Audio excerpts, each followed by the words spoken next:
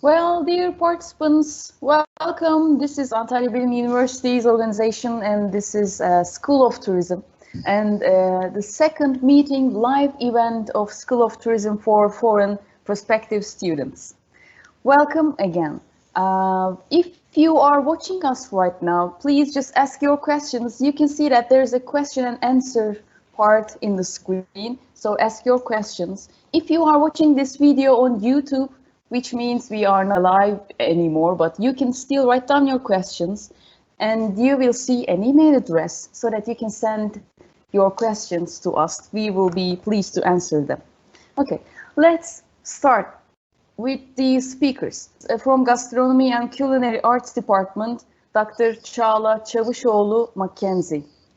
Welcome, Çağla. Hi to everyone. Hi. Okay, now the second one is from Tourism and Hotel Management Department, Head of the Department, Dr. Dinç Saraç. Hi there, good evening. And now we have a special guest, and she is one of our graduate students from 2018, Yelizaveta Neshterova. Welcome, Yelizaveta. Hi everyone, good evening.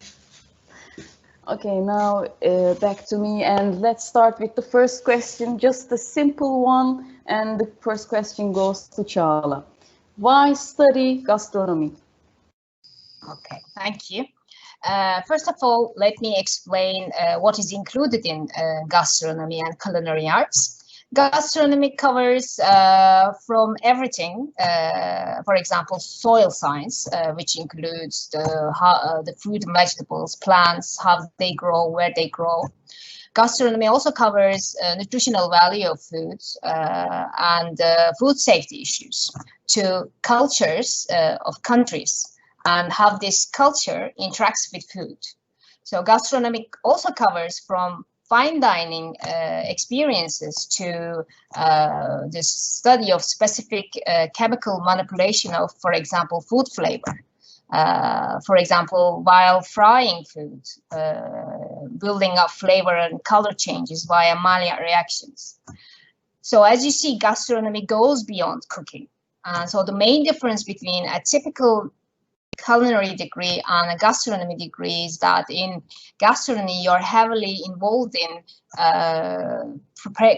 preparation of food, the techniques, the ingredients, and of course the cultural significance of the food for the region they originate. So gastronomy is all about the relationship between food, history, chemistry, humans, geography of that specific region. So it's a multidisciplinary field. And the main advantages of studying gastronomy is that you will learn and know about other cultures. You'll learn about new ingredients and new cooking techniques. You travel other places, other countries, so you learn their products and how they prepare food, how they cook food. You will learn about this. And our graduates often find jobs as kitchen or restaurant chefs and managers, cooking educators, food writers, bloggers, and they may also do consultancy for restaurants. So let me inform the participants, if you want more details about gastronomy and culinary arts, you can visit the website, you can visit our website, or we had another meeting live event which is online, available on YouTube account. You can go to our YouTube account and watch the previous live event so that you can get more details. Okay, next question, actually the same one, a simple one again, to Dinç Saraç. Dinç, why study tourism? Okay, in our previous meeting, my two colleagues, and one of them was Çağla, they have explained, touched upon a variety of issues concerning both the study of tourism as well as our department. And one of those details was this simple question, why study tourism and gastronomy? So for the tourism part, I just want to build up a little bit on it and reflect on it without repeating, what's been said earlier. I should definitely first tell you that tourism is globally relevant. It is globally relevant both as a field of study and as a profession. Since the 1950s in particular, tourism has grown exponentially. Now it represents globally a global phenomenon, both economically and socially. The importance of tourism as an economic resource is acknowledged in all parts of the world. For many countries, a share in the global tourism market industry is indispensable. It's highly important. It also represents a major export and a driver for national economies, especially for employment opportunities, as well as for the alleviation of poverty. Plus, it's a vital instrument to generate income and foreign exchange, which can be useful for a variety of reasons. That said, it's not surprising that actually tourism has a strong, well-established academic basis as well. I mean, in connection to this economic importance of tourism in general. So across the world, we have hundreds of organizations and institutions, namely universities and vocational schools, training people so they are able to work in tourism. So this education basically, specifically, involves providing them with the necessary technical and practical skills and qualifications. So it's an important education itself, and it's been there for quite a long time. And secondly, from another perspective, since the 1960s, tourism has been a field of academic inquiry. It has provided a major opportunity for the study of culture in particular.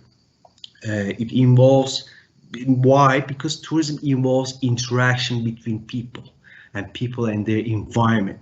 And we know that this interaction is getting higher than ever before.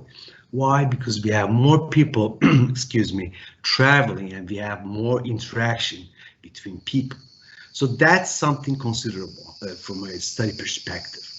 I should also say that tourism changes the way it does things. It's never static.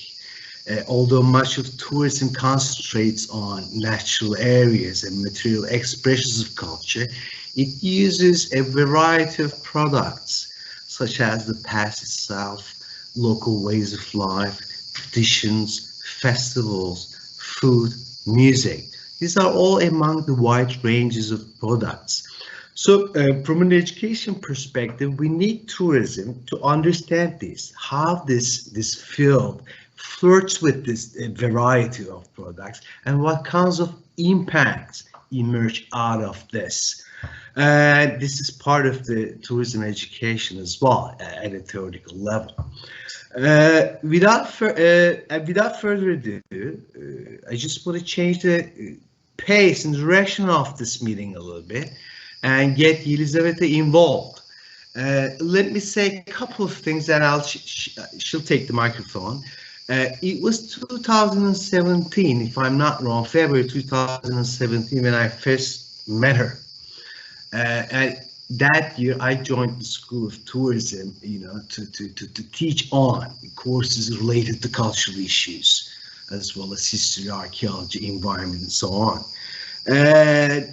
Well, Yelizaveta is one of those students who went through this classic stages, two courses, technical, practical courses necessary for tourism education from an hospitality perspective, as well as elective courses such as mine. At one point, I saw that her areas of interest kind of shifted, as she became a person asking herself questions like, what can I do with this tourism apart from, ending up in a touristic enterprise or something? So today we have her. We're lucky in that sense because she's one of those who is able to reflect on this, about especially the question that what you can do with tourism. So we'll have some insider information, insights from a real person, and I'll get back to her now, if it's okay. Elizabeth, hello. Hello. Thanks a lot for such a kind introduction. You're welcome. It's good. It's great to have you back physically, at least on the screen. I want to start with a simple question. What would you tell us about yourself and what you do at this current stage of your life? So at the current stage of my life, I am a graduate student at Koç University, pursuing master's degree in Cultural Heritage and Museum Studies program. So as a part of my education at Koç, I'm writing a master's dissertation. As I had an inspiration to work on the community engagement in the scope of cultural heritage before entering Koç. My dissertation focuses on the heritage and archaeology informal educational programs for children, which are largely based at urban archaeological parks in Turkey and in the Mediterranean region. So this is my focus right now. This is my area of research right now. For this thesis, dissertation in particular, I'm looking at the methodologies and content of the educational programs, their thematic and chronological focus. Likewise, I'm looking at national and international legislations relevant to the development and establishment of educational programs. And likewise, I'm looking at connection of the programs to the formal school curriculum and their maintenance and sustainability broadly defined. So principally, this thesis deals with the early heritage education in the scope of public archaeology process. Also, in the scope of my studies at Koç, I had an opportunity to undertake an internship in one of the archaeological parks in Turkey, located in Izmir, formed around a prehistoric settlement called Yeşilova Höyük. So this is like one of the cases of urban archaeology in Turkey transformed into an archaeological park. So there I was mainly conducting guided tours in the gallery located in the visitor center on site and around archaeological site for both children and for adult visitors, groups and individuals. And also I was assisting in carrying out public archaeology educational activities. So this was my goal of being there. I'm about to have another upcoming internship in another archaeological park, this time located in Istanbul, Küçükyalı Archaeo Park, where I'm supposed to maintain digital presence of the archaeological site in the current times, whereas physical access is not always possible. And I'm planning to work with the database of the educational program evaluations, analyze them, so this will form a part of my thesis. So coming back to the educational process at Koç, which I'm undergoing right now, I'm also performing duties of research and teaching assistant at the Department of Archaeology and Art History, like assisting students in organizational and subject-related matters, carrying out tutorial sessions, coordinating and assisting the organization of any kind of extracurriculum activities for the undergraduate students. This is pretty much it about my current stage of life. So if I may also add that I'm planning to pursue my career in academia in the very same field, cultural heritage, whereas my ultimate goal is to provide education that is teach both formally in academia and informally in the scope of heritage education projects and programs. So this is where I see myself. Okay, Elizabeth, you sound quite busy. So quite busy with so many things.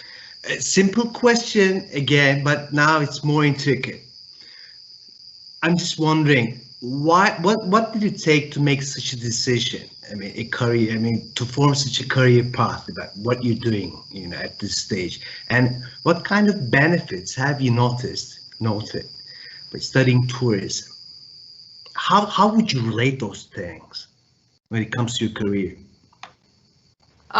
So in continuation of what I was saying before, it is very important to emphasize that this career path and all my aspirations began in Antalya Bilim University in spring 2017. I'm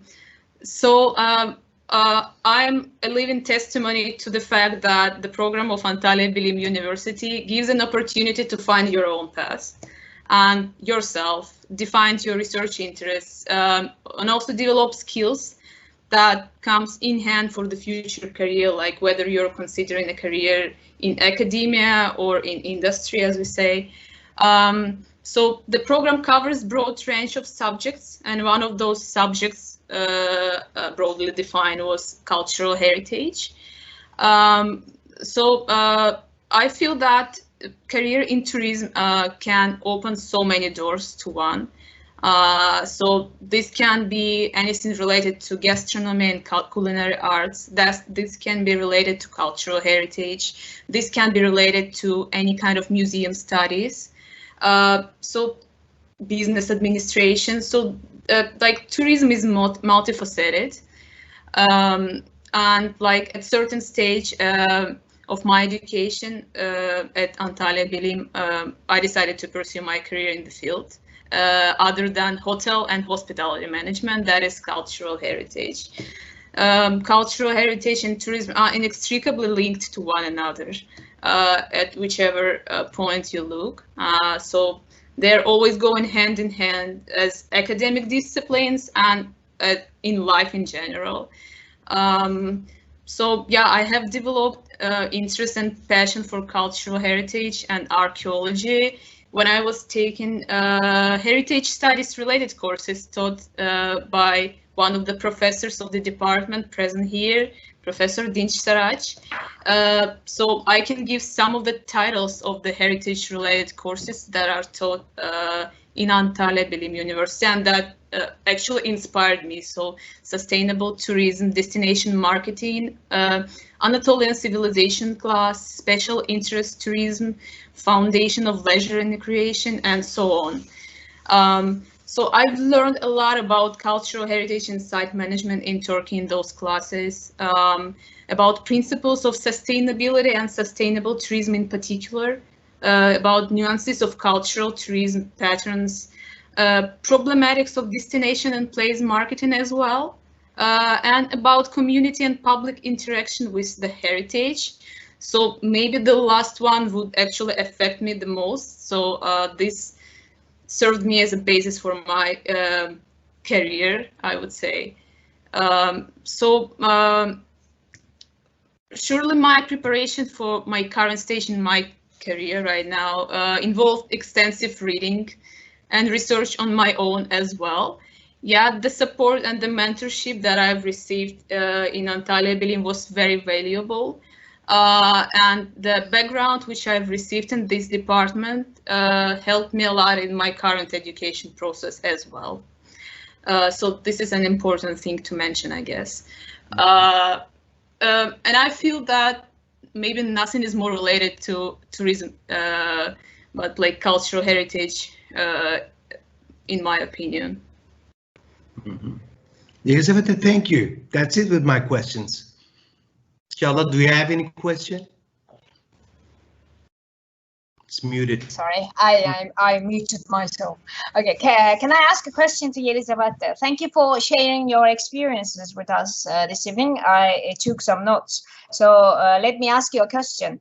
At one point, you said that gastronomy and culinary arts is related to cultural heritage. So what's the relationship between cultural heritage and gastronomy? What I mean, gastronomy and related traditions should be included in intangible cultural heritage. What can you say about this? So yes, sure. Both gastronomy and culinary art can be easily identified as intangible heritage for a few reasons.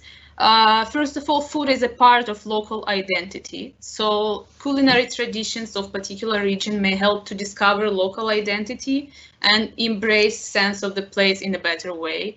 So the culinary heritage we find in rural or urban areas it doesn't matter which ones, corresponds to the memory of a whole group living there, to its roots, and this generates a feeling of belonging to this particular area, wherever it is. Like skills and culinary practices may therefore differentiate one area from another, and they are an integral part of an individual, collective, and territorial identity construction. Another thing is that food consumption is a communal experience. So food is extremely effective and emotional, if I may say this. It is a communal experience since it binds people together, not only through the space and place, but time as well. As individuals collectively remember past experience with certain, through the medium of certain meals, and imagine their ancestors having similar experiences. So this is a link in time, like link between past and present as well. So you may say that the whole history and mentality of the local people is hidden behind the traditional cuisine. So all history of migrations, history of settlement in area, you can trace so many influences if you are looking at traditional cuisine of certain region. And also food plays a significant role in development and communication of cultural values, meanings, and beliefs. So when all this occurs, we can see that food is transformed into heritage itself, intangible heritage. Also, culinary art can be seen as, to my mind, as more than reworking of traditions. So it has capacity to sustain traditions as well, in a way. So thinking of culinary art, you may witness that numerous renowned chefs, they tend to use traditional regional products and recipes passed on by their ancestors, while giving these dishes a slight touch of their own, a touch of modernity, if I may say this. So they, in a way, they are playing with tradition, and this confirms the idea that culture is passed from generation to generation, and it's not stable by itself, but it's constantly evolving, transforming, whereas each generation makes a contribution to the tradition, which finally forms a living tradition. And of course, it's equally important to protect culinary art as any other type of heritage. So it's not less important than other types of heritage, but is equally important, in my opinion. Okay, thank you. Any questions from students, either to us or to Elizaveta? No, actually, we don't have. That's why, unfortunately, it's time to finish this live event, I guess. But let me say that I'm so inspired by Elizaveta, and this meeting was something special for us, I think for everyone, and I hope participants are also inspired, because I'm thinking of going back in time and just reevaluating my career path after this speech. And thank you for participating, and the speakers, thank you for your participation, your questions.